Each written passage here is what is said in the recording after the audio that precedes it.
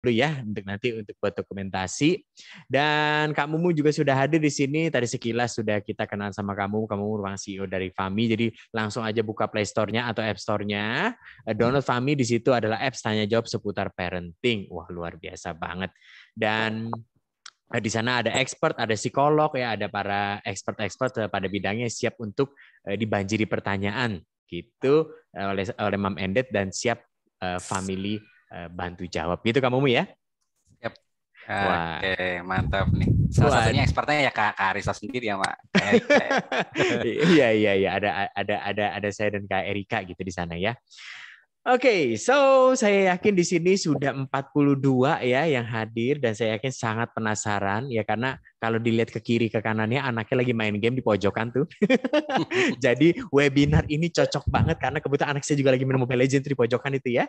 Jadi kita langsung aja menyaksikan pemaparan dari Kamumu seputar memahami dan mendukung anak yang suka bermain game. Silakan Kamumu. Oke, Dipersilakan. Kak Arisa, thank you banget. Tapi nanti jangan sampai ya ketika anak yang main game tuh dengerin. Nah, biasanya anak paling sebel kalau digituin tuh, Bu. Iya, betul. Oke, siap. Gak apa-apa, Mama Mendet. Jadi sebenarnya malam ini seneng banget ya untuk kayaknya kedua atau ketiga kalinya ya diundang sama Ide Plus gitu kan ya, sharing lagi nih.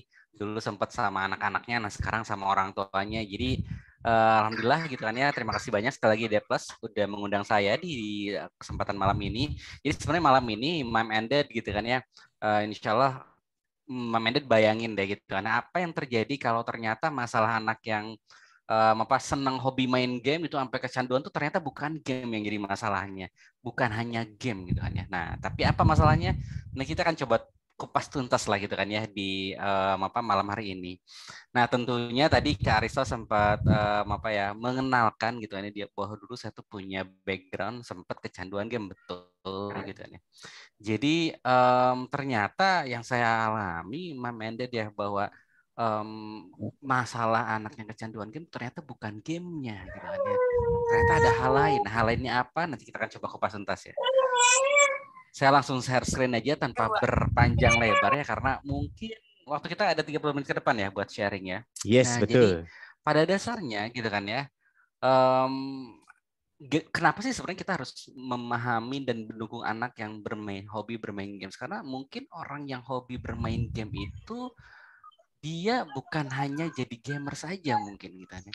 Bisa jadi emang dia tuh dan pasti dia tuh punya keunikan lainnya selain main game. Makanya kita tuh perlu mendukung. Nah, mendukung dalam hal apa?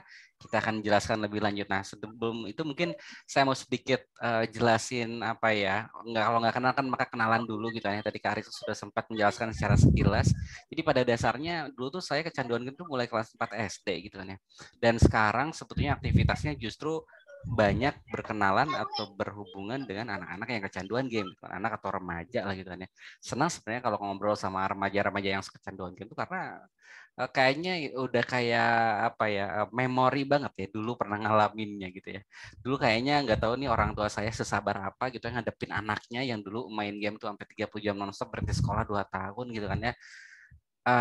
Gak kebayang lah Mama deh gimana sabarnya tapi alhamdulillah ternyata makin kesini sebenarnya udah dewasa tuh udah makin sadar gitu bahwa ternyata main game yang berlebihan tuh nggak baik gitu kan. Nah, cuman ada hal yang menarik ternyata. Nah, sebelum kita memulai pengen tahu dulu nih Mam Ended gitu kan ya. Kira-kira dari kedelapan ini boleh nggak di kolom chat gitu kan ya. Kak Aristo juga boleh jawab nih. Yang tahu nomor berapa aja coba ditulisin aja. Misalnya saya nomor 1 gitu kan ya. Nomor 1 ditulisin gamenya apa. Nah, boleh nggak ditulisin nomor 1 sampai 8 nih. Kira-kira Mam Ended di sini yang tahu tuh gamenya mana aja. Coba saya pengen tahu nih kira-kira kita adu mekanik gitu kan ya. Waduh ini mah udah master banget nih.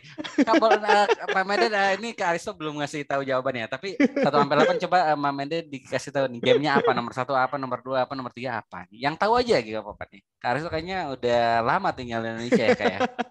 Ada mungkin 45 ya, 45 tahun ya. Oke, Pak Mende yang lain.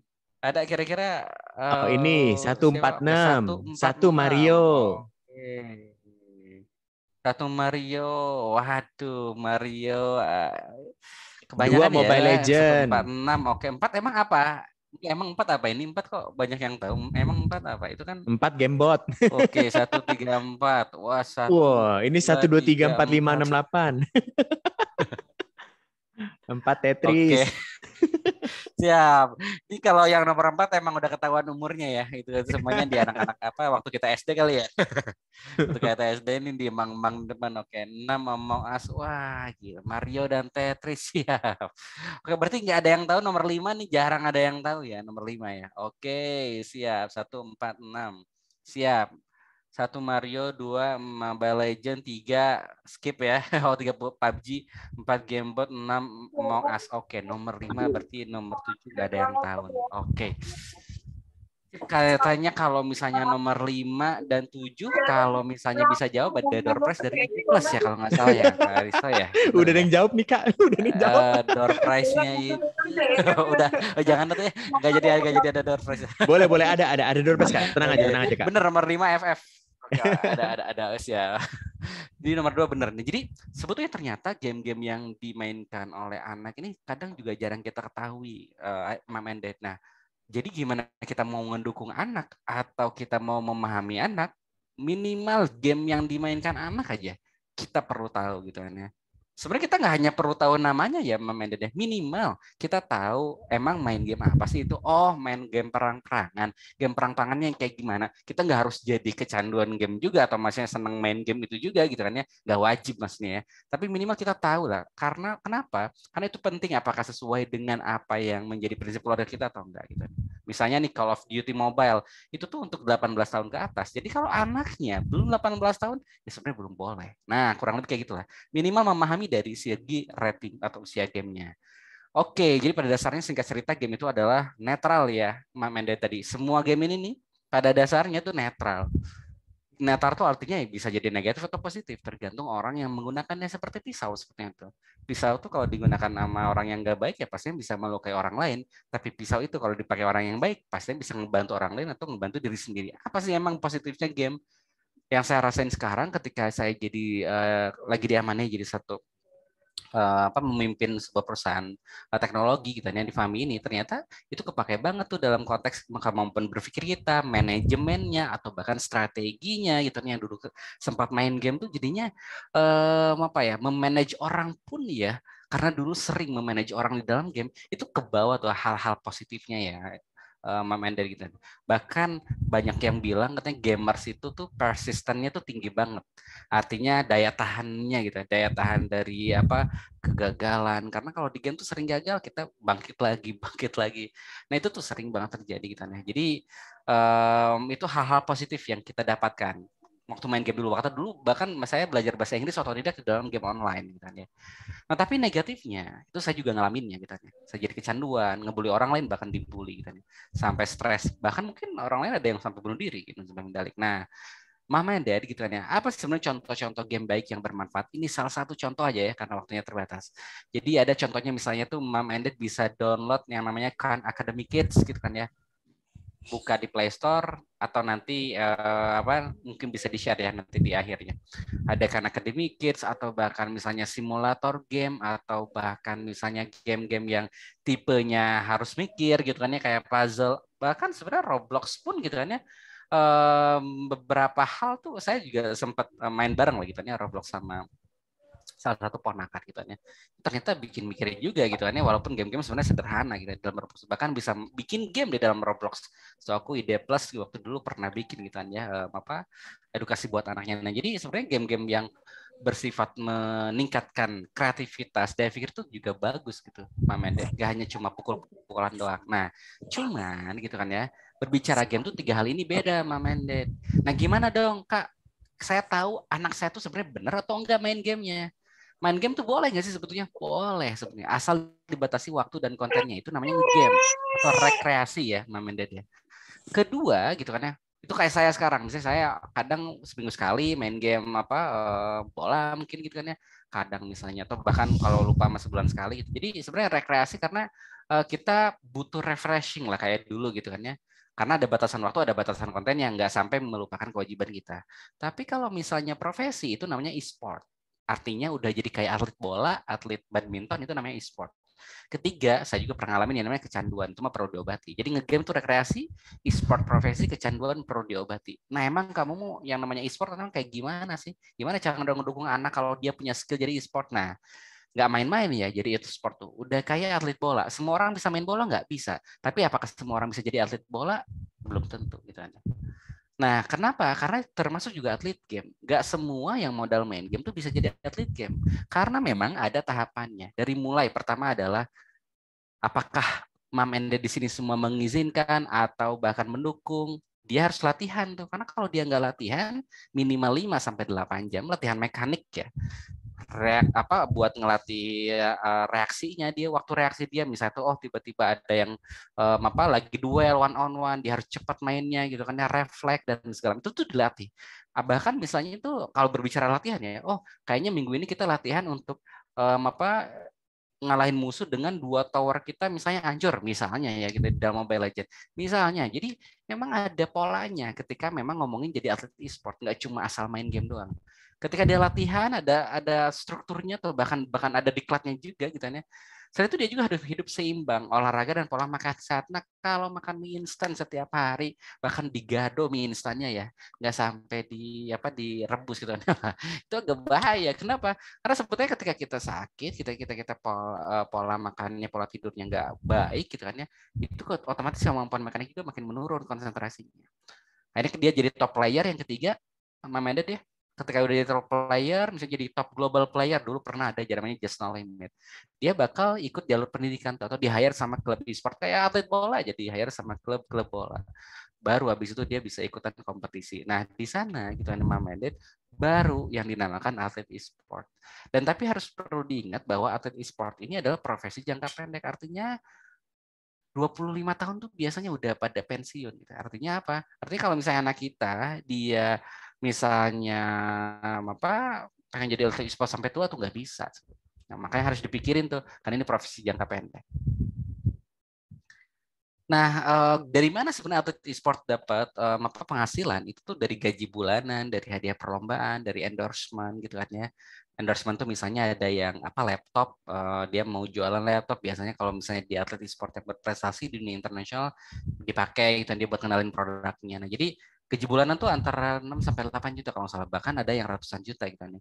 Hadiah perlombaan bisa dilihat sendiri ya, dari mulai ratusan ribu sampai miliaran gitu kan ya. Nah, sekali lagi sebetulnya untuk kita ngelihat apakah anak kita ada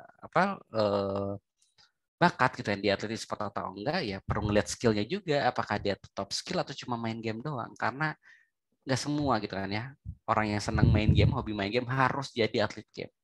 Mungkin dia bisa jadi programmer, mungkin dia bisa jadi content creator, mungkin dia bisa jadi desainer gitu kan yang gambar-gambarnya dan seterusnya. Nah, jadi tadi atlet e-sport. Nah, kalau kecanduan tuh perlu diobati. Nah, ini kayak orang ini nih. Jadi orang ini dulu gitu kan ya. Pada dasarnya tuh saya bisa dibilang dulu anak yang baik-baik gitu kan ya. Kelas 4 SD mulai kecanduan, main game sampai belasan tahun lamanya, berhenti sekolah 2 tahun, akhirnya tuh saya benar-benar terjebak gitu kan ya dalam rutinitas main game itu sendiri. Nah, apa yang saya terjadi ketika kecanduan game? Emang kamu mau apa sih ciri-ciri saya kecanduan game tuh? WHO di tahun 2018 udah bikin sebuah statement bahwa kecanduan game online tuh sama dengan salah satu tanda-tanda penyakit mental juga. Nah, ini salah satu ciri-cirinya ya, ada sekitar 6 lah. Nah, saya coba sederhanakan ya, Mama Mendet ya. Apa sih sebetulnya ciri-ciri orang yang udah kecanduan? Orang yang udah kecanduan tuh ciri-cirinya gitu kan ya. Yang pertama adalah jadi sering lupa waktu. Jadi sering lupa waktu, dia main game sampai 30 jam. Kalau saya dulu sampai 30 jam, ya mungkin ada yang 15 jam, 20 jam gitu kan ya. Ada yang dia emang nggak jarang tidur gitu kan ya. Pokoknya jadi ada perubahan perilaku lah dari mulai 6 sampai 12 bulan. Jadi Mama Enda tinggal perhatiin aja anaknya. Dia udah kecanduan atau belum, cek deh 6 sampai 12 bulan ke belakang. Ada perubahan perilaku nggak? Dia jadi sering lupa waktu. Kedua, dia yang tadinya tuh sering mandi, jadinya malas mandi. Saya dulu mandi seminggu mungkin 2 kali gitu ya. Makan juga males gitu kan ya. Karena kita tuh nggak mood buat apa makan, yang penting main game terus. Nah, jadi ada perubahan perilaku tuh. Jadi kita jadi nggak peduli sama kesehatan kita, karena yang kita peduli adalah main game aja.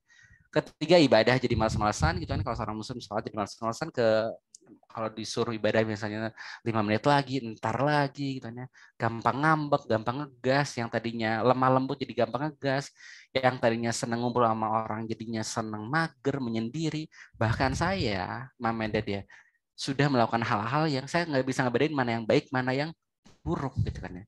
Saya jadi senang mencuri, berbohong, berjudi, dan seterusnya. Nah, ini semua adalah ciri-ciri kata WHO, seseorang itu udah terkena namanya kecanduan game atau salah satu penyakit mental. Karena udah mengubah prioritas ke dalam hidupnya. Gitu kan. Bahkan kesehatan pun bukan prioritas bagi dirinya. Nah, gimana caranya saya bisa lepas dari kecanduan game? Saya tabrakan berkali-kali gitu kan ya, sampai sebelum lulus kuliah. Maaf, maksudnya tuh sebelum masuk kuliah saya tabrakan lagi, dan yang paling parah mungkin tabrakan ini gitu ya. Ketika motor saya masuk ke kolong truk gitu kan ya, saya terpelan ke sebelah kiri, tangan saya retak, harus digips gitu kan ya. Sehingga saya tuh nggak bisa ngapa-ngapain lagi tuh di sana tuh. Dan tobat dan nggak mau main game lagi. Nah, apakah emang udah selesai? Gimana Kak? Kamu videonya memang mati ya, Kak? Oh iya. Kepencet kayaknya Kak. Iya, saya kira kamu pas kecelakaan kok videonya mati, pas banget ini. Oh, pas banget. Aduh Pak, jangan gitu. Ya, Iya. Saya juga serem. Jadi real ya. jangan. Oke, silakan Kak. Tapi emang waktu dulu kecelakaan tuh kenapa sih bisa kecelakaan? Karena memang kondisi kesehatan tuh udah makin menurun sebetulnya. Kondisi kesehatan makin menurun, sampai akhirnya ya kita sering oleng, akhirnya tabrakan kayak gini. Yang terjadi adalah akhirnya saya tobat 2010, nggak mau main game lagi. Akhirnya saya kuliah, ketika kuliah ternyata ibu saya tuh tanda kutip mungkin mendukungnya dengan sangat-sangat permisif ya. Saya pengen apa dibeliin, saya pengen apa dibeliin, gitulah intinya. Pokoknya bikin anaknya biar anaknya anteng, biar anaknya senang gitu. Apa yang terjadi ternyata Mama Ender gitu nih. Ketika saya walaupun udah tobat main game, ternyata ketemu sama teman-teman ya yang senang main game lagi. Saya main game online lagi di warnet. Kadang sampai jam 11 malam, kadang nginep di warnet gitu kan ya. Saya beli cash yang sampai jutaan rupiah gitu kan ya buat kuliah. Saya beliin buat beli cash atau item di dalam game. Pokoknya semua itu tuh saya dapat dari hasil berbohong kepada orang tua saya. Sampai akhirnya 2 minggu sebelum wisuda gitu kan ya, kedua orang tua saya meninggal dunia, dan di sana salah satu turning point gitu kan, bahwa ternyata orang tua kita tuh nggak bisa selamanya nge-supply kita, gitu kan. Memenuhi semua kebutuhan kita tuh nggak bisa tuh. Dan saya belum terbiasa mandiri menjadi anak yang bisa semuanya tuh sendiri, kurang lebih kayak gitu. Belasan tahun lamanya gitu kan ya, saya tuh bener-bener mandang orang tua tuh sebagai 3 hal aja. Kalau nggak sebagai microwave, kita samperin kalau kita lapar doang.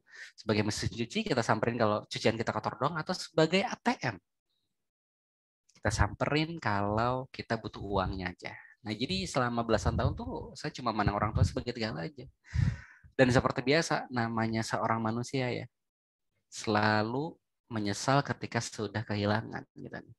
Jadi saya tuh baru nyadar semua kebaikan ayah dan ibu saya itu ketika beliau udah meninggal dunia. Dan itulah yang akhirnya tuh jadi salah satu turning point gitu loh. Turning point buat apa? Buat lepas dari kecanduan. Karena waktu itu tuh saya tuh berpikir gitu kan, ya gimana ya? Apakah hidup saya tuh mau kayak gini-gini aja? Karena ya cukup menyedihkan ya.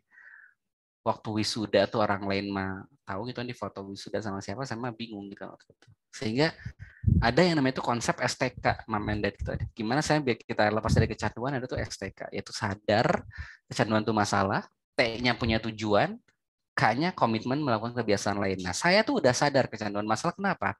Ketika ayah dan ibu saya meninggal dunia. Nah, ini anaknya kira-kira sadarnya tuh harus dengan apa nih? Apakah dengan cara yang saya, atau mungkin ada hal yang lain? Nah, jadi kita tuh sebetulnya sepanjang kita nggak sadar bahwa kecanduan itu dalam masalah ya, kita tuh kalau dinasehatin bakal masuk kuping kanan dan keluar kuping kiri gitu kan.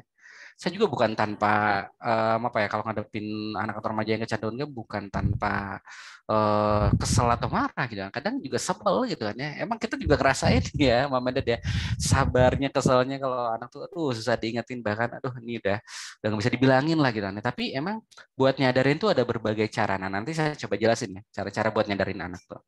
Nah, kedua tuh saya akhirnya punya tujuan tuh ketika orang tua saya meninggal, saya tuh punya tujuan. Apa nih tujuan saya? Tujuan saya tuh adalah ini nih. harus sih sebetulnya tuh kita tuh akhirnya tuh mikir semua anak tuh kehilangan orang tuanya dulu baru mereka sadar, kan nggak harus seperti itu. Itu kenapa 2014 ketika lulus kuliah itu ya kita udah mulai cari aktivitas lain yang memang saya kan dulu tuh nggak tahu ya saya tuh harus mau kemana, mau ngapain. Nah akhirnya tuh saya dapatlah aktivitas di mana bikin sebuah startup company gitu ya, atau bahkan ya perusahaan teknologi lah, namanya itu dulu tuh Kakak tuh bikin aplikasi buat kontrol HP anak biar nggak kecanduan game. Nah itu jadi tujuan tuh akhirnya. Ketika saya sadar, saya nyari tujuan, akhirnya nemu tuh gitu kan ya. Beberapa waktu kemudian akhirnya jadikan itu tuh sebagai salah satu tujuan hidup lah, kurang lebih kayak gitu, misi hidup pada dasarnya. Jadi serta kampanye gimana cara pentingnya bahwa kecanduan game itu problem gitu ke berbagai media, ke berbagai lomba gitu kan ya. Jadi di Indonesia gitu kan ya. Bahwa si aplikasi ini tuh bahwa orang tua tuh harus lebih care lah gitu kan ya dalam mendampingi anak-anaknya dan memahami anak-anak yang kecanduan game itu seperti apa. Sampai ya alhamdulillah sampai sekarang gitu kan ya. Mohon doanya semoga istiqomah juga. Kita sedang terus ngembangin dalam ranah solusi dalam ranah parenting dan keluarga gitu. Nah, apa sih sebenarnya yang dikampanyekan? Yang dikampanyekan itu adalah sebetulnya mom and dad gitu kan ya. Ketika misalnya ada anak yang kecanduan game itu parah banget, boleh nggak request nggak sampai gamenya dulu yang jadi problem gitu kan ya. Kadang saya tuh ngerasa bahwa kebanyakan gitu kan, di luar sana saya yakin kalau di sini mah enggak lah gitu kan ya. Di luar sana tuh kadang game yang selalu jadi kambing hitam gitu kan ya. Padahal sebetulnya tuh nggak cuma dari gamenya aja gitu. Tapi dari kondisi yang di sebelah kiri saya ini. Yang sebelah kiri saya ini, maaf yang sebelah ini ya. Itu dari kondisi blast, kalau bisa dibilang tuh. Boring, lonely, angry, afraid, stress, dan juga tired. Orang yang bosen, kebutuhannya tuh kan penuh tantangan. Ketika nggak bisa disuplai di rumah, dia bakal nyari di mana? Di dalam game yang penuh tantangan. Ada levelnya. Ada level 1, level 2, lawan bos, dan seterusnya. Orang yang lonely, pengennya kan punya teman kebutuhannya. Kalau dia nggak bisa dipenuhi di rumah, jadinya gimana dong? Jadinya ya dia bakal nyari di dalam game. Di dalam game ada apa? Ada temennya main game online dari Singapura, Amerika, dan seterusnya. Dia lagi kesel, lagi marah. Bukannya dibanding-bandingin terus tuh. Lihat tuh anak tetangga, dia mau udah keren, udah pintar gitu kan ya. Tuh lihat tuh misalnya apa teman kamu. Nah, kesel sama dibanding-banding kayak gitu tuh. Pengennya kan dimengerti gitu kan, marah, kesel, dibully di sekolah gitu kan. Tapi karena ketika di rumah tuh malah dibandingin, disalahin. Yang ada kita nyari pelarian kemana? Ke dalam game juga gitu loh. Stres gitu kan ya misalnya tuh. Malah terus dipojokin. Dan juga capek tuh ini ya karena semua masalah tuh terus bertumpuk gitu kan ya, dan kita nggak pernah kayaknya tuh nggak pernah dapat support di dalam keluarga, ya ini kita nyari tuh pelarian di tempat lain. Jadi nggak hanya game ya pelarian tuh, bisa jadi sosmed, bisa jadi narkoba, mungkin pornografi dan seterusnya. Saya memahami bahwa ini tuh nggak mudah ya, Mama Eda ya, untuk kita rada apa ya mungkin tenang sama anak gitu kan ya. Saya juga sekarang udah punya anak umur 5 tahun gitu kan ya, deg-degan juga kadang gitu kan ya. Yang namanya orang tua nggak ada yang sempurna, tapi kita bisa terus belajar lah buat mengendalikan, mampu mengendalikan emosi kita gitu. Nah, jadi gimana nih caranya biar menyadarkan anak? Sebenarnya adalah tadi belas yang tadi ya, boring, lonely. Kita konfirmasi ke anak seperti itu. Nah, kamu sering ngerasa bosen nggak? Oke. Oh, kamu sering ngerasa bosen gitu kan? Iya mah, kok mama tumben tiba-tiba ngomong kayak gitu gitu kan, ini mama aku atau bukan? Nggak tahu gitu kan. Tapi ngerasa bosen nggak kira-kira? Nah ditanya, bosannya itu kenapa? Oh, ketika habis beres sekolah, bingung mau ngapain di rumah. Yang biasa dulu kan ngapain? Masuk kamar main HP. Nah, jadi kita tuh cari penyebabnya tuh apa, dari bos yang bikin dia bosan, yang dia bikin kesel, yang dia bikin kesepian. Ada orang yang kesepian seperti saya gitu waktu dulu tuh Sabtu Minggu gitu kan dia juga kesepian gitu kan. Karena kita tuh jarang ngobrol itulah. Mungkin sama satu hari tuh ngobrol sama ibu kali yang 5 sampai 10 menit kali gitu. Nah, yang perlu dilakukan tuh apa? Jadi kayak ini modification behavior. Jadi intinya mom and dad gitu kan ya. Kita bisa nyari apa alternatif pengganti dengan lebih spesifik gitu kan ya. Contoh misalnya kalau misalnya bosannya jam 8 sampai maaf jam 2 siang sampai jam 6 sore, berarti kita perlu cari aktivitas lain jam 2 sampai jam 6. Tapi ada anak yang mungkin bosannya jam 8 malam sampai jam 10 malam, ya udah kamu futsal aja. Waduh. Kalau futsal jam 8 sampai jam 10 kan jarang juga gitu kan ya, walaupun ada gitu kan. Tapi jadi intinya tuh alternatif aktivitas itu menyesuaikan dengan emang apa kondisi problem anak-anak kita, dan saya yakin setiap anak tuh unik, makanya emang kita perlu minimal ngobrol gitu dengan mereka. Nah jadi intinya komunikasi yang kami perlukan tuh kami perlu diubah gitu, Mom and Dad ya. Ancaman jadi rasa aman, bentakan jadi pelayan, amarah jadi musyawarah, dan juga judgement yang tadinya kita langsung dihakimi, dibandingin, disalahin, pengen jadi empowerment itu sendiri.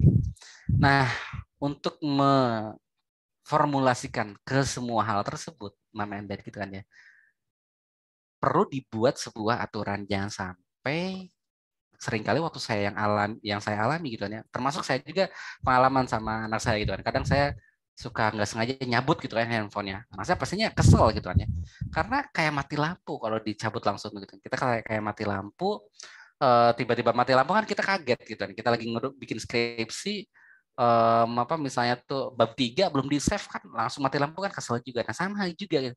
Ketika anak main game gimana cara mendukungnya, sebenarnya mendukungnya bukan mendukung main game juga gitu kan ya, tapi mendukung mungkin dia tuh punya hak untuk refreshing juga. Nah gimana caranya kita bikin aturan yang memang disepakati di awal, nggak di tengah-tengah atau bahkan ketika dia lagi push rank misalnya tuh kita tiba-tiba cabut wifi-nya gitu kan.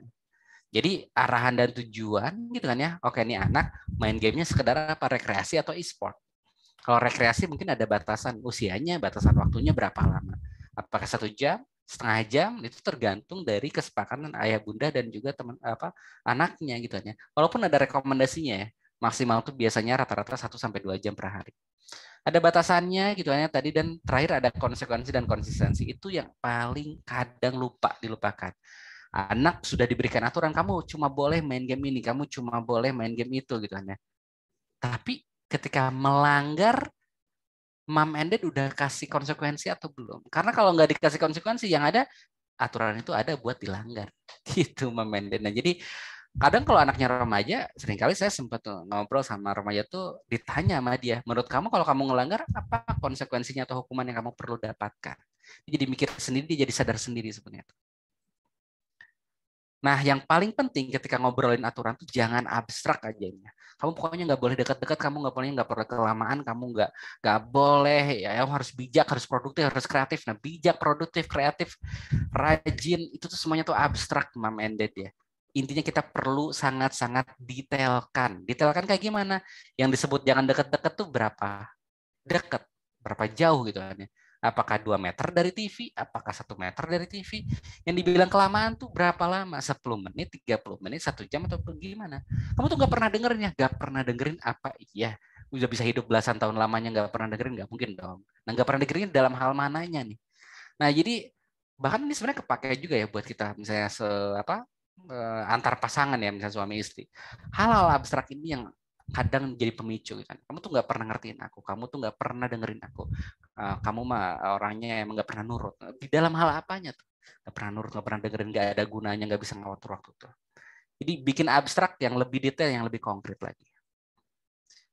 Nah, aduh karena waktunya terbatas ya, Mama ini udah 34, mohon maaf nih gitu kan, yang mungkin 2 menit lagi. Nah, tapi intinya kalau Mama Ded tadi ya Kak Arisa sempat menyinggung, terima kasih banyak Kak gitu kan ya. Tapi intinya kalau misalnya Mama Ded masih punya pertanyaan gitu kan ya seputar masalah anak, itu bisa langsung langsung ke websitenya Fahmi gitu kan ya. Sekarang kebetulan yang lagi update tuh di websitenya Fahmi, www.fahmi.ly gitu kan ya. Jadi kalau punya masalah apapun seputar anak tuh bisa langsung tanyakan di website Fahmi ini. Jadi tinggal tanya, nanti jawabannya akan langsung dikirim ke WhatsApp setiap penanya tersebut. Jadi kalau misalnya Mama Ded nanya di Fahmi, jawabannya akan langsung dikirim ke WhatsApp nih Mama Ded. Jadi insya Allah ini aman dan terpercaya. Aman karena private ya, nggak usah nggak bisa bertanya di publik gitu kan ya.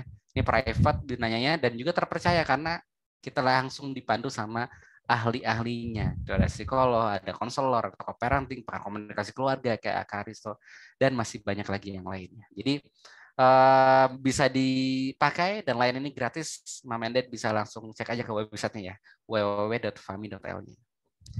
Gitu mungkin Kak Aristo kira-kira. Nah, di sini saya mau ngajak gitu kan ya sebagai closing Mama and Dad gitu kan ya. Ada sebuah pepatah bahwa memang intinya kenapa Fahmi ada gitu kan, bahkan kenapa saya juga masih ada di sini gitu kan ya, karena kami itu yakin bahwa nggak ada orang tua yang sempurna gitu kan ya, tapi ya mereka sadar gitu kan ya, mereka tuh nggak ada orang tua yang sempurna gitu kan ya, tapi ada orang tua yang memang efektif, yang memang nggak pernah lelah buat terus belajar gitu kan ya. Dan kalau Mom and Dad pengen tahu orang tua yang efektif dan mau terus belajar tuh adalah ada di layar Mom and Dad semua. Coba dicek deh. Saya pengen tahu di chat gitu kan ya. Coba dilihat layarnya gitu kan ya. Kira-kira siapa orang tua yang dia tuh tahu bahwa dia tuh nggak akan pernah menjadi orang tua yang sempurna buat anaknya, tapi dia nggak pernah lelah buat mau terus belajar jadi orang tua yang lebih baik setiap waktunya. Kira-kira siapa tuh? Boleh di chat nggak yang udah tahu jawabannya? Coba lihat pelan-pelan layarnya. Kalau misalnya Mama Dede ada yang belum lihat. Oh, saya udah lihat.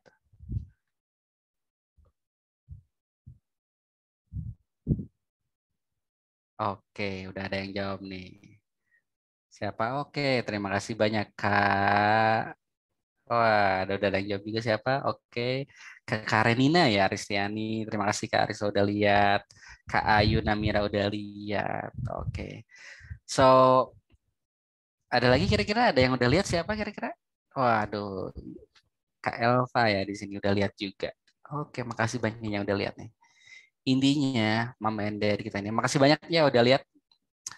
Eh, Makasih banyak sekali ya, karena udah mau terus belajar, gak capek gitu kan ya. Mungkin orang lain di malam-malam weekend ini tuh udah waktunya pengen lainnya scroll TikTok juga gitu kan ya. Tapi Mama Ender tuh gak capek buat ini kayaknya penting nih buat anak saya, atau minimal buat saya, atau minimal ada hal baik mungkin yang kita bisa ambil dari kesempatan di malam ini. Jadi makasih banyak sekali lagi udah terus mau belajar gitu kan ya.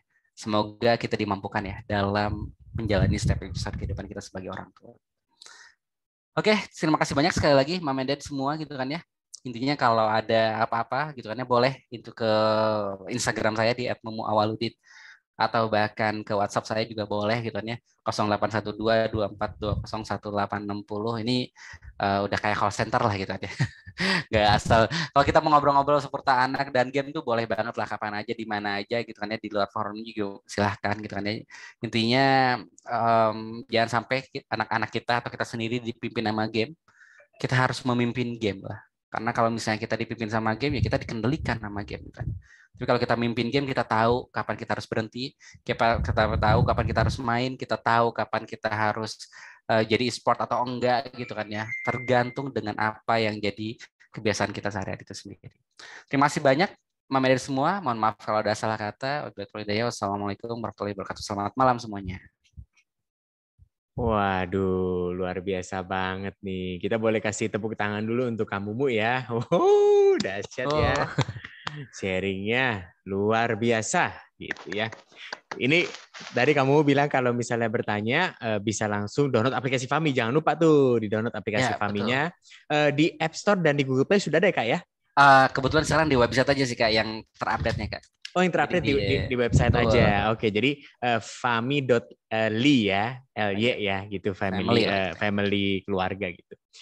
Oke, dahsyat banget. Nah, selain apa namanya akan menjawab pertanyaan yang akan boleh Mom and Dad apa namanya ajukan ke website family, kita kasih waktu sejenak untuk kamumu gitu ya, untuk kita kamumu minum air sejenak gitu ya, istilah sejenak karena tadi pemaparannya bagus banget gitu, nggak ada rem-remnya gitu ya sampai kameranya mati, nggak sadar juga kamu waduh, ini Bisa kenapa kameranya mati ya kok? pas tabrakan lagi ya. Iya pas tabrakan Oke. ini kok bisa live gini update gitu ya. Oh, ternyata Jangan kepencet. dong. Iya ya, nggak saya bercanda ya. Oke, nah itu kamu udah ketik website www.fami.ly ya. Nah, kepada teman Mam and Dad sekalian, mungkin ada yang baru saja bergabung dengan webinar ID Plus gitu ya. Meskipun kita sudah adakan setiap Jumat, tapi ada juga yang baru saja bergabung. Saya ucapkan selamat datang kepada Mam and Dad yang baru saja bergabung di keluarga webinar ID Plus. Kami mengadakan webinar itu setiap hari apa namanya Jumat jam 7 dan tentunya kepada teman-teman Mam and Dad dari Cakap Upskill ya yang menyaksikan dari Cakap Upskill yang baru bergabung juga selamat datang. Sebelum kita masuk ke tanya jawab ya, untuk yang baru saja datang saya akan sedikit share tentang apa sih ID Plus itu, loh kok ada acara begini tiap Jumat, aku baru tahu nih, wah ini keren banget, itu apa sih ID Plus gitu ya. Nah saya akan izin share sedikit tentang kenapa, apa yang kita lakukan gitu ya, apa yang kita lakukan dan apa namanya sebetulnya ID Plus selain webinar tuh ada apa lagi gitu ya. Nah, ini dia. Jadi kita ini ID Plus kita punya program memang Life Academy for Kids gitu. Jadi selain untuk orang tua bisa belajar terus parenting setiap hari Jumat dan gratis ya, gratis itu penting banget ya. Tidak dipungut biaya setiap hari Jumat jam 7 sampai jam 8 ya. Kita juga ternyata punya kelas untuk anak-anak gitu ya. Kelas kita tuh fokusnya bukan untuk akademis, ya, tapi kelas kita untuk pendidikan karakter dan life skill ya. Basisnya 3, ilmu psikologi, ilmu komunikasi dan teknologi pikiran gitu. Nah, kelas-kelas kita apa aja sih? Kelas-kelas kita ini ada mindfulness, ada social skill, money wisdom, self management, public speaking. Jadi ini kelas kita ya, ada 5 kelas, setiap hari ada 1 kelas gitu. Jadi Mom and Dad bisa mempercayakan gitu ya anaknya untuk bisa belajar apa keterampilan-keterampilan dalam hidup yang penting gitu ya, nggak di luar akademis gitu. Kalau matematika sudah dipercayakan dengan sekolah masing-masing gitu ya. Nah, metode kelas kita itu berupa dengan permainan, ya. Jadi permainan, ada aktivitasnya, lalu ada debriefnya penting. Jadi anak-anak tidak hanya bermain itu membuat mereka senang, tetapi dalam permainan itu ada yang mereka pelajari. Nah itu penting banget di debrief dan semua kelas kita itu dijalankan ya, dipimpin dengan positif approach gitu. Jadi komunikasi positif, tidak ada yang pembulian dan kawan-kawan gitu ya. Nah, ini kelas kita ada self management ya, ada setiap kelas itu ada pilar-pilar yang kita pelajari ya. Self management itu mempelajari inisiatif, tanggung jawab, self awareness, perencanaan, social skill itu membahas tentang empati, respect, kerjasama, komunikasi, ini diasah terus ya. Money wisdom itu mengasah uang, psikologi, pendapatan, pengeluaran, menabung, berbagi, dan fondasi finansial. Mindful membahas fokus, mengontrol diri, menyadari sensasi, menyadari persepsi, dan public speaking ya, inisiatif, tanggung jawab, presentasi, komunikasi, percaya diri, dan lain-lain. Nah, ini adalah kelas kita jadwalnya ya. Kita ada Senin sampai hari Jumat ya. Ada khusus anak SD ya. Ini terakhir ya, sekarang kita juga sampai SMP. Jadi kelas kita untuk SD dan SMP gitu. Jadi untuk Mom and Dad yang tertarik mau tahu lebih lanjut ya, atau anaknya bisa, tadi kamu mau bilang mau kasih door prize gitu untuk jawabnya benar ya. Nah, saya mau kasih door prize untuk semua yang jawabnya benar dan semua yang belum menjawab juga saya kasih door prize ya. Nah, itu bisa langsung diklik ini untuk pendaftaran free trial-nya. Jadi kita akan kasih free trial gratis gitu ya. Untuk biayanya seperti apa nanti bisa diklik lalu diisi, nanti akan ada tim dari ID Plus yang akan menghubungi begitu ya. Jadi kita di sini ada sama-sama untuk belajar tentang parenting dan kita juga sama-sama mengajarkan anak, mengasah keterampilan anak untuk menjadi pribadi yang semakin baik dan semakin baik lagi. Oke, nah kita masuk ke Q&A. Saya akan undang Kak Mumu untuk bersama saya. Nah, jadi saya nggak sendirian gitu Kak Mumu ya. Oke Kak, recommended banget lah yang Kak ID Plus tuh, keren. Terima kasih Kak Mumu. Nah Kak Mumu, ini ada banyak pertanyaan. Saya lihat ada 750 pertanyaan yang masuk. Oh, aku tadi hitungnya 757 Kak. 759 ya. 759 ya. Jadi ada banyak pertanyaan, tetapi banyak yang pertanyaannya mirip-mirip sama-sama. Jadi saya sudah mencoba rangkum ya. Di sini saya sudah coba rangkum. Jadi pertanyaan-pertanyaan mirip-mirip saya rangkum menjadi satu gitu ya. Nah, pertanyaan yang paling menarik adalah salah satu pertanyaan pertama gitu kamu ya. Sebagai seorang dulu pernah pecandu game gitu ya Kak, main sampai 30 jam dan kawan-kawan. Ada nggak sih Kak? Ini ada orang tua bertanya, ada nggak sih sebetulnya fungsi atau manfaat bermain game di dunia nyata Kak? Dan kalau ada, apa yang kamu sekarang rasakan dari kamu dulu pecandu bermain game dan di kehidupan nyata, sebetulnya apa sih manfaat atau fungsi nyatanya gitu Kak? Oke, siap. Speaking, writing, reading, listening itu di dalam game online Kak. Oh. Jadi benar-benar tuh speaking, writing, reading, listening ya. Dari mulai nulis, dari mulai ngobrol tuh selama saya kecanduan game tuh benar-benar kepake banget ya itu tuh bahasa Inggris tuh gitu kan ya. Dan akhirnya itu tuh ketika masuk kuliah ya cukup kepake lah gitu kan. Itu yang pertama. Yang kedua adalah kemampuan spasial. Nah, jadi gini Kak, kemampuan spasial tuh. Kan saya tuh dulu tuh main kayak Harvest Moon gitu kan ya. Sebenarnya kalau sekarang tuh mainnya Minecraft lah gitu kan ya. Itu sebenarnya itu game-game yang bisa melatih kemampuan spasial kita ngebayangin imajinasi ruang-ruang kita. Jadi saya tuh pergi dari Bandung nih gitu kan ya ke Pangandaran.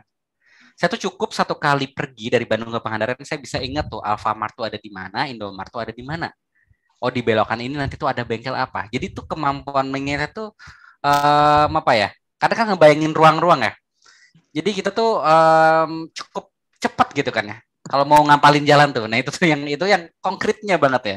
Yang ketiga adalah kemampuan manajerial. Gak bisa dipungkiri waktu dulu tuh saya memimpin 30 orang dari berbagai negara gitu kan ya. 25 orang main game buat ngelawan musuh yang paling gede gitu tuh harus bikin strategi tuh. Oke, kayaknya kita harus ngumpulin orang-orang yang tanker tuh yang depan gitu 5 orang. Ini kayaknya masih ada nih yang kurang tanker satu lagi. Jadi kita mikirin nih buat ngalahin bos yang gede tuh butuh siapa aja. Akhirnya apa yang bisa saya lakukan di dalam game? Saya bikin announcement, Kak. Di dalam saya bikin announcement. Ayo kita bikin open recruitment lah, nawarin ke orang-orang lagi nongkrong nih, misalnya di dalam game ya, lagi nongkrong di dalam apa di depan bank misalnya kan, di dalam game tuh saya tanyain bener-bener approach di dalam game tuh, karakter saya tuh nanya si karakter itu tuh, kamu suka main gak, jadi kita tuh melatih komunikasi, melatih buat apa negosiasi, bahkan sampai lead juga, dan itu kepake ketika sekarang tuh memimpin perusahaan Fami ini udah 7 tahun gitu kan ya. Jadi kadang tuh emang parah juga sih, tapi kadang suka ngebayangin bahwa ini tuh kayak main game sebenarnya. Ketika ada challenge apa hal-hal tersebut tuh kayak mirip banget apa yang saya alami dulu gitu kan. Nah, tentunya masih banyak lagi sih hal yang lainnya gitu kan ya. Kayak ngelatih kemampuan strategis kita, critical thinking kita gitu kan ya. Cuman emang dulu tuh yang jadi bad behavior-nya semua itu kayak tertutup gitu kan ya. Karena di judgment-nya tuh adalah bahwa ini kamu hancur nih sekolah gitu kan ya. So you have no hope gitu kan ya. You have to stop gitu kan ya. Sekolahnya jadinya stop, akhirnya tuh ya main game di dalam rumah jadinya berasa bahwa tuh nggak ada manfaatnya. Ya padahal kalau misalnya kita masih difasilitasi sekolah yang baik gitu kan ya, dibatasi waktunya, mungkin itu tuh semua tuh masih bisa diakhiri jadi lebih bodoh. Dahsyat. Wah, Kak, ternyata saya kira tuh main game tuh cuman di kehidupan nyata tuh bisa sedikit aja. Ternyata banyak ya, Kak, dari komunikasi, memimpin orang, leadership. Lalu tadi Kakak kemampuan apa yang membaca situasi gitu ya. Jadi benar-benar ternyata spasial, banyak kan, ya. Spasial, betul banget itu ya. Jadi ternyata banyak sekali manfaatnya ya, Kak ya. Wah, luar biasa. Luar biasa. Nah, pertanyaan selanjutnya nih, Kak. Jadi tadi kalau sudah tahu main game itu ternyata ada manfaat tuh di kehidupan nyata. Nah, ada orang tua bertanya nih, Kak, gimana nih, Kak, kalau anak saya ternyata main game yang mengandung unsur dewasa atau tidak sesuai umurnya. Ada nggak sih, Kak, tips-tips untuk tahu ini sebetulnya gamenya tuh cocok nggak sih untuk anak saya usianya gitu, Kak? Oke. Jadi itu Mam Ender saya coba share screen ya biar langsung kebayang, kita praktek aja dikit lah. Wah, asik nih. Jadi gimana caranya kita bisa tahu gitu kan ya, kalau misalnya game yang anak kita udah mainkan tuh dewasa atau enggak. Sederhananya kita buka Play Store-nya atau App Store-nya, Mam Ender ya. Misalnya kita ketikin anak kita main game apa? Contoh lah misalnya, kita yang sering main sekarang tuh Call of Duty Mobile gitu kan ya. Kita ketikin gitu kan ya di handphone kita, di handphone anak kita. Pokoknya cek lah, habis malam ini kita langsung cek aja nih. Call of Duty Mobile, nanti diklik gitu kan ya aplikasinya atau gamenya yang tadi ya. Nah, kita lihat nih game itu untuk dewasa atau enggak karena ada usianya sebenarnya di sini tuh. Mau PUBG, mau Mobile Legend gitu kan ya. Nah, di sini ada tampilan 16 plus Kak Aristo. Nah, Mam Ended semua, ketika 16 plus sebetulnya itu untuk 16 tahun ke atas, udah kayak TV Kak Aristo gitu kan ya. Kalau kita nonton nih misalnya di Trans TV, ada RBO, ada R, ada SU. Nah, ini juga sama. Game-game tuh sebetulnya si pembuat gamenya, ini yang bikin siapa sih sebenarnya tuh? Jadi yang bikin standarnya adalah Google ya. Tapi yang menentukan ini 16 atau bukan tuh adalah kita sebagai pembuat game. Atau pembuat aplikasi. Jadi kita tuh kalau mau submit game tuh kita ditanya dulu sama Google tuh. Ini ada unsur ininya enggak, unsur kerasannya enggak, unsur blood-nya enggak, unsur darah-darahnya enggak. Nanti tanya dulu tuh. Sehingga akhirnya kalau ditanya kuesioner itu dari Google, hasilnya adalah game kamu ini 16 plus gitu kan. Jadi sebenarnya dengan sadar pembuat game ini tuh udah ngasih tahu nih Mom and Dad Boy itu untuk 16 tahun gitu kan. Jadi masa iya sih anak kita yang mungkin masih 9 tahun itu baik-baik aja main game pasti ada dampak negatifnya gitu kan, karena belum usianya. Atau misalnya tadi ya PUBG dan seterusnya. Pokoknya cek sesuai usianya atau enggak.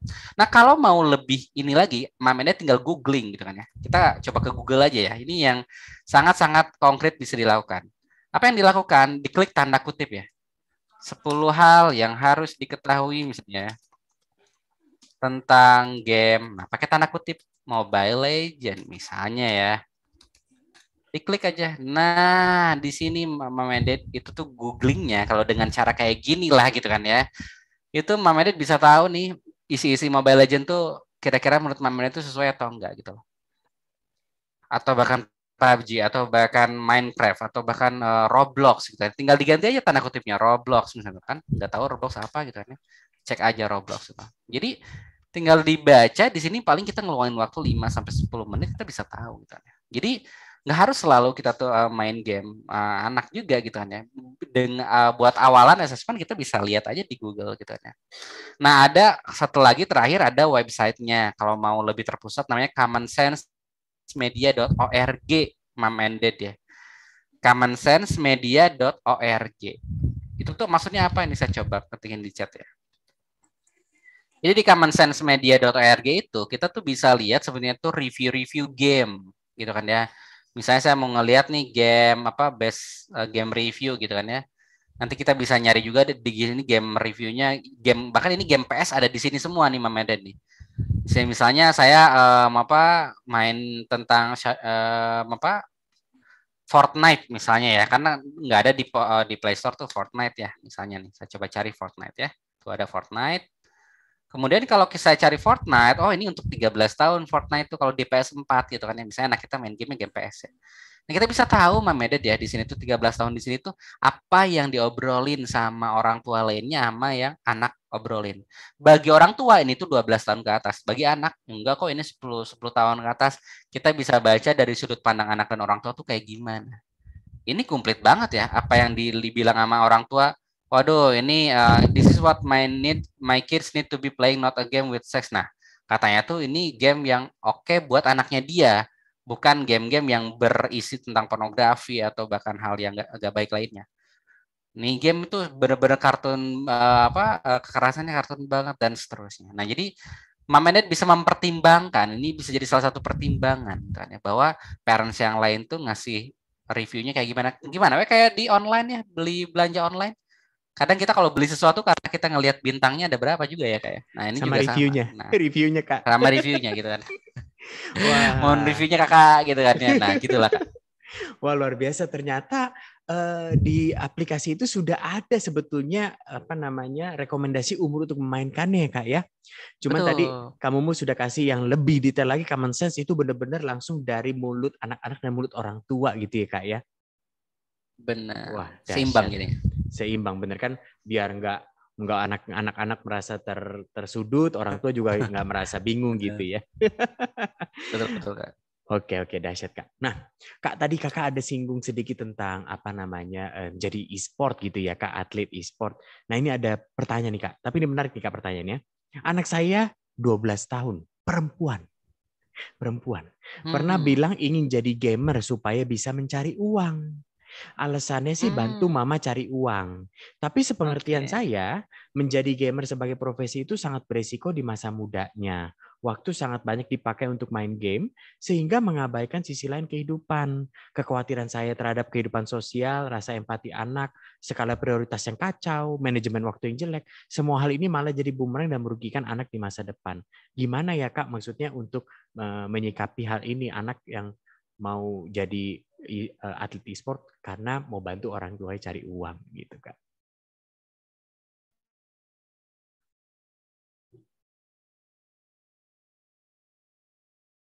Oke, ini kayaknya kita ada koneksi, masalah koneksi ya. Kamumu terputus koneksinya.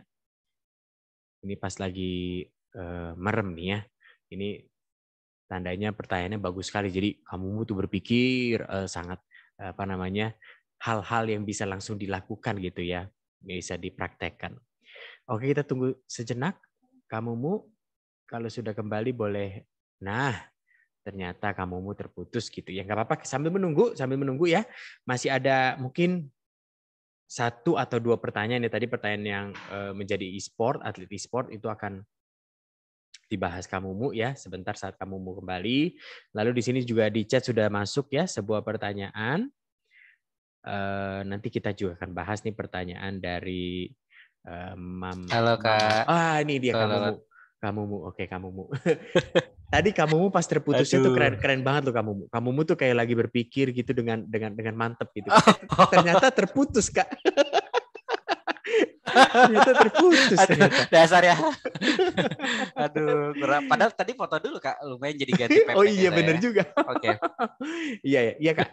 Tadi pertanyaannya dapat nggak pertanyaannya Kak? Dapat. Jadi intinya anak umur 12 tahun ya perempuan. Jadi pada dasarnya pertama kita apresiasi dulu deh Kak ya. Anak umur 12 tahun udah mikirin mau bantu orang tua. Saya dulu umur 12 tahun mikirnya adalah gimana caranya nipu orang tua gitu. Nah, jadi ini udah beda tuh ya. Nipu orang tua buat dapetin duit. Nah, ini udah mau ngebantu itu kita apresiasi dulu ya kayak. Nah, jadi pertama kita bisa ngasih apresiasi dulu. Kedua adalah ayah bunda tadi itu kekhawatirannya udah disampaikan belum Mama-Ended ke anaknya. Oke, kamu mau bantu bantu orang tua dapat penghasilan. Tapi mama khawatir A, B, C, D, E. Jangan-jangan kekhawatiran itu tuh hanyalah perasaan kita. Jangan-jangan anaknya bilang, kalau kekhawatiran kayak gitu mah, tenang atuh mah, aku nggak akan kok. Aku bakal, kalau ngomong empati, aku tahu gimana cara kita ngobrol sama orang tua kayak gimana. Aku tahu gimana cara biar tetap sopan dan seterusnya. Mama bisa cek aja seminggu 2 minggu ke depan. Nah, jadi itu fair ya. Kita sampaikan kekhawatiran kita cek, ya udah deh kita cek deh kalau kayak gini. Kamu misalnya jadi atlet game, bener nggak kekhawatiran mama tuh nggak terjadi 2 minggu deh. Gimana kalau kita mau diterima kerja kan kita juga di trial dulu ya kayak. Nah kita boleh nggak trial dulu nih anak kita gitu ya. Mau 2 minggu, mau 1 bulan itu tergantung kebijakan Mom-Ended semua gitu ya. Nah jadi dengan kita menyampaikan kekhawatiran kita dan kita memberikan kesempatan dia untuk membuktikan bahwa kekhawatiran kita tuh enggak terjadi, kita bisa cari win-win solution. Tapi ketika misalnya ini terjadi tuh kan bener jadinya enggak empati dan segala macam, kita udah sampaikan di awal. Deh kalau kamu dalam sebulan ternyata ini semua enggak terjadi, apa nih kesepakatannya? Aku kayaknya jadi konten kreator aja deh mah di TikTok gitu misalnya ya.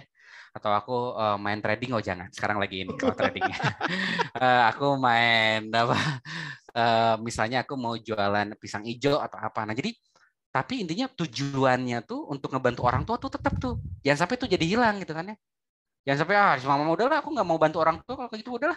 Emang orangnya ditakdiran buat ngabisin duit orang tua. Nah, ya sampai anaknya mikir kayak gitu juga ya kayak. Jadi ini tujuannya tetap kita fokus di sana. Nah, tapi caranya ini mungkin kita bisa terus berubah gitu loh, sesuai dengan perkembangan si anak kita sendiri.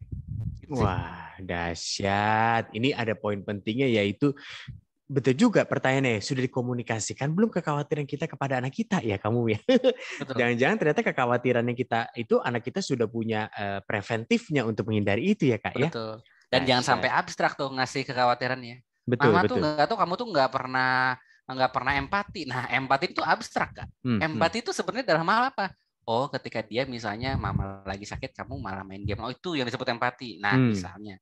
Iya. Jangan abstrak juga gitu. Yes. Dahsyat. Jadi tadi udah dibahas juga harus konkret, jangan abstrak gitu ya Kak ya. Nah, betul, Kamumu, ini ada satu pertanyaan terakhir nih, Kamumu, untuk menutup pertemuan kita malam hari ini. Langsung di Zoom ini pertanyaannya. Kamumu, izin bertanya, ada saudara saya yang gamers, kemudian suatu kesempatan beliau memenangkan game Pokemon sampai level tertinggi. Lingkup internasional yang bisa mengalahkan di level itu adalah saudara saya tersebut. Karena hal tersebut, saudara saya diapresiasi oleh perusahaan gaming dari Jepang, dapat beasiswa dan bimbingan di perusahaan tersebut di Jepang. Dahsyat. Karena pencapaian tersebut, ponakan-ponakan jadi tambah senang nge-game. Kira-kira nasihat apa ya Kak untuk lebih mengarahkan ponakan-ponakan yang terinspirasi tersebut supaya tidak salah langkah dan tetap di jalur kewajibannya untuk belajar. Karena anak-anak menangkapnya karena Kak X rajin nge-game, Kak X dapat beasiswa. Ini dia. Ini dia sumber masalah ini. mindset yang kayak gini kayak. Jadi tuh kamu mau juga main game 30 jam dia bisa tuh bikin perusahaan. Nah, Jadi itu juga mindset yang salah ya kayak. Iya itu mindset yang salah ya. Oke. Enggak, oke. Jadi apa yang bisa kita lakukan ya buat ngingetin ponakan kita atau adik kita yang punya mindset bahwa dia tuh bisa ini kayak gitu kan ya. Nah, jadi yang pertama adalah kita perlu cek ya, nggak semua orang tadi ya bisa jadi atlet. Orang main bola nggak semuanya jadi atlet bola. Orang main game nggak semuanya jadi atlet game. Nah, perlu dicek dulu sebenarnya dia tuh punya potensi, punya bakatnya di bagian mana. Karena maaf banget Kak ya ini tuh ya. Iya. Aku tuh sebenarnya seneng main game Kak, sampai kecanduan parah. Tapi aku mungkin nggak bakal bisa jadi atlet Kak. Karena game cara aku main tuh nggak pro amat gitu loh. Jadi kadang aku juga sering jadi beban gitu kan ya di dalam game tuh. Beneran jadi beban, maksudnya jadi digendong sama orang lain. Digendong tuh artinya aku yang mainnya jelek, orang lain yang bagus, jadinya kita menang. Nah jadi karena skill kita juga bisa, jadi mungkin kita emang nggak punya keterampilan dalam hal itu. Iya. Nah dulu tuh aku tuh nggak sadar bahwa aku tuh nggak jago-jago amat main game, tapi dipaksain terus. Ini kecanduan, bukannya rekreasi malah jadi kecanduan. Nah anak-anak yang kayak gitu tuh dia tuh perlu dikasih 3 hal tadi aja, ada yang ngegame, atlet e-sport, sama kecanduan. Jadi yang ngegame rekreasi, e-sport profesi, kecanduan perlu diobati. Kasih tahu dulu nih anak itu karena belum tahu game tuh ada apa aja. Nah, si kakak ini kenapa dia bisa jadi dapat penghargaan di Jepang dan seterusnya? Cek dulu cara hidupnya dia kayak gimana. Apakah bener hanya main game aja? Jangan-jangan dia sering main gamenya tuh ada hal lain yang dia lakuin. Iya. Mungkin dia misalnya ternyata dia nggak cuma main game doang, sering main game doang. Ternyata sering main game tapi dia juga latihan tadinya. Oh hari ini latihan misalnya mau ngalahin tower di mana dan seterusnya. Latihan hero apa dan seterusnya. Jangan-jangan ada pelatihnya. Jangan-jangan ada manajemennya. Kamu kalau kamu main sendiri ya jadi beda. Jadi nggak apple to apple perbandingannya. Nah yang terakhir adalah cek si anak yang dia keterima sama Jepang itu gitu kan ya, penghargaan atau di sport itu gitu kan ya. Ada hal lain yang hilang nggak dari dia? Mungkin ada yang hilang juga sebagai konsekuensinya. Mungkin ya, kita nggak tahu. Nah, anak kita, ponakan kita siap nggak kehilangan hal tersebut? Nah, jadi kalau mau ngebandingin apple to apple tuh benefitnya, konsekuensinya juga Kak dibandingin. Sehingga dia tuh bisa fair enough bahwa oke, nggak apa-apa lah, emang ini yang aku mau tuju. Yang jadi isu selanjutnya adalah ayah ibunya ngizinin ya kalau ponakan ini. Mungkin dia tuh didukung penuh hingga akhirnya tuh di rumah nggak pernah konflik, nggak pernah Tom and Jerry di rumah tuh gitu kan. Setiap pagi tuh. Nah ini kalau misalnya ponakan ini karena ibunya nggak ngedukung, yang ngedukung, jadinya Tom and Jerry terus. Sanggup nggak setiap hari kayak gitu? Nah jadi, banyak banget ya menurut aku tuh dengan cara yang paling konkret adalah dengan bertanya sih. Karena kalau misalnya kita bertanya, jatuhnya kita jadi bikin orang lawan kita jadi mikir dan menjawab. Tapi kalau pernyataan gitu kan ya, satu arah, kamu nggak boleh ya kayak gitu, tuh beda tahu. Yang ada orang tuh apa sih, kamu nggak ngerti aku banget gitu kan ya. Coba kita bertanya aja. Oh menurut kamu dia tuh ada apa aja di belakangnya tadi, konsekuensinya seperti apa? Emang dia latihannya kayak gimana?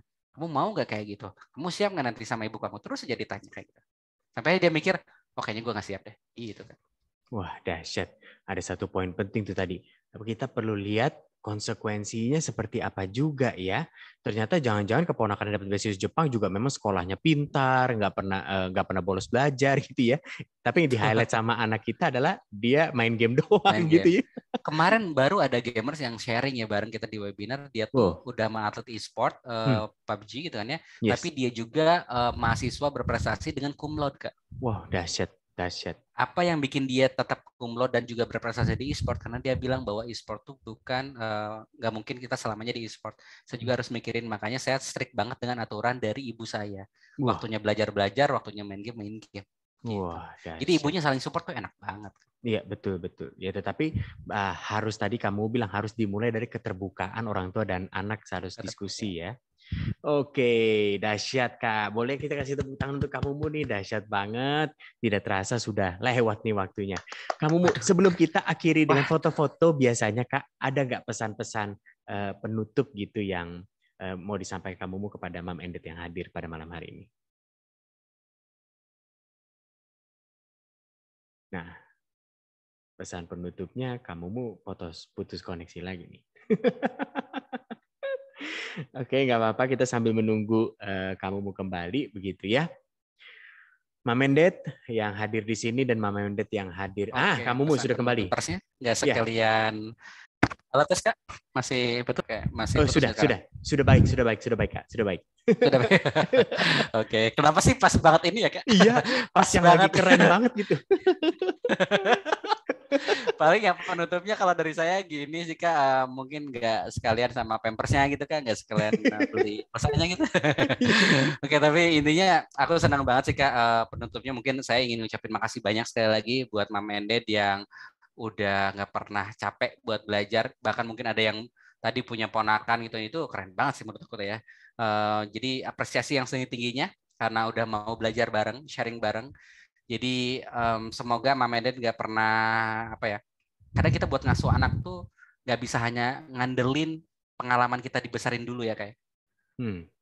Jadi emang kita harus belajar kayak gini nih, mungkin lewat kelas dia plus dan seterusnya, karena mungkin pengalaman kita dibesarkan dulu tuh kita punya modalnya gitu, tapi nggak sepenuhnya kita hanya bisa mengandalkan hal tersebut. Kita harus terus belajar lagi.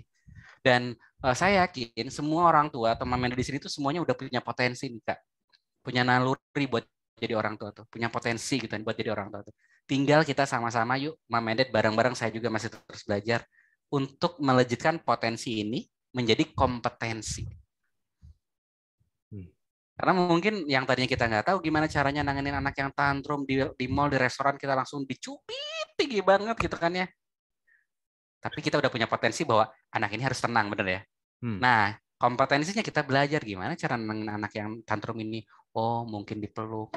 Oh, mungkin ditanya kenapa. Nah, jadi kita sebenarnya punya pilihan lain lah atas apa yang kita mau obrolin atau lakukan sama anak kita. Tetap semangat, stay healthy gitu kan ya. Terima kasih banyak Mama semua. Wah, dahsyat, luar biasa. Kamu Mu, kita sebelum mengakhiri kita boleh foto-foto bersama ya kepada Mam Endet yang